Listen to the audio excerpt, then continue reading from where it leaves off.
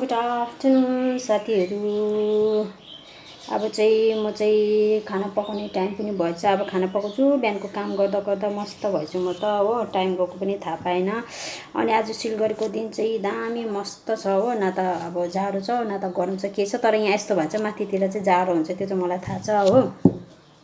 अनि त्यो भएर अब चाहिँ बिहानको घर सफा, घरको काम हुन्छ नि, किन हुँदैन। म त बिमारी भए पनि म त काम गर्छु त। म त घिसिँदै भए पनि काम गर्छु। म काम चाहिँ रोक्नु सक्दिनँ क्या। कस्तो लाग्छ, अब काम गर्ने बानी छ नि त मलाई होइन।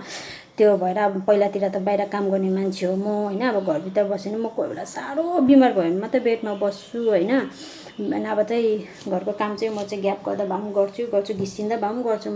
म खाना त बिमार छैन पनि घिसिँदा भए पनि पकाउँछु आफ्नो लागि हो। अन्त अब नभए त बिमार छ भने त म माग्नु सक्छु नि, किन सक्दिनँ। आमा छ, उतापट्टि बुहारी छ, भाइ छ होइन। तर पनि म गर्दिनँ हो। हस्बेन्डको छुट्टी हुँदा हस्बेन्डले बनाइहाल्छ होइन।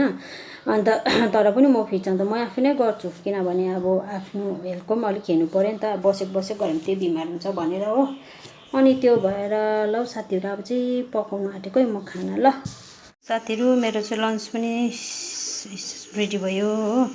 यो राइस छ, ब्रोकोली र आलु हो, अनि छुर्पीको झोल छ हो। यो ब्रोकोली र आलुमा चाहिँ कम्ती अलिभ ओइल हालेर बनाएको। अनि यो चावल चाहिँ मेरो ब्राउन राइस हो। यो चाहिँ किन खाएको भन्दाखेरि चाहिँ अब डक्टरले चामल ज्यादा नखानु भनेको छ, तर ब्राउन राइस चाहिँ कोही बेला मात्रै खान्छु, मिठो हुँदैन, टेस्टलेस हुन्छ हो। अनि त्यो भएर अनि छुर्पीको झोलमा चाहिँ मैले एक त पनि यसमा चाहिँ उता हालेको छु नि, यसको नै अलरेडी उता निस्किँदा छ नि त, तेल निस्किँदा छ। अनि त्यो भरि विदाउट ओइलको पनि हुन्छ है। हेर्नुहोस् है, यो कुन दिन म बनाएर तपाईँलाई देखाइदिन्छु, रेसिपी हालिदिन्छु कि। हेर्नुहोस् त हो। तपाईँहरूलाई मैले देखाइ पनि सकेँ मेरो लन्च नै। अब लन्च सुरु गर्नु आँटेको हो। तपाईँहरूले चाहिँ खाना भयो कि भएन। अब म चाहिँ खाना आँटेको, खाँदा चाहिँ नबोल्नु भन्छ कि अलिकति भए पनि देखाइदिएको। यहाँनिर चाहिँ वेदर चाहिँ पानी पर्नु आँटेको छ सिलगढीमा हो। अनि त्यो भएर माथितिर चाहिँ पर्नु आँट्यो होला हो। अनि त्यो भएर म चाहिँ खाएँ ल साथीहरू। अब चाहिँ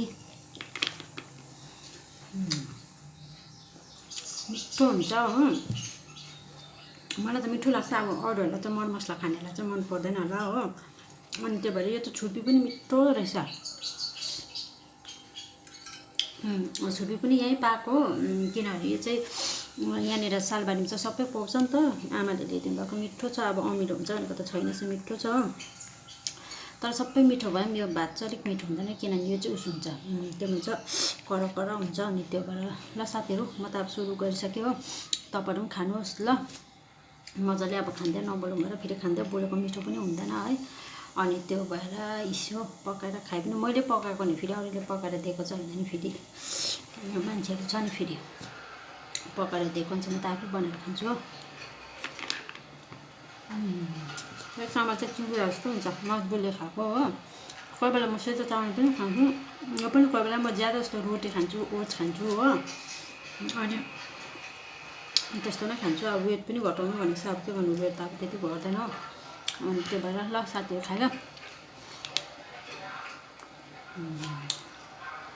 यामी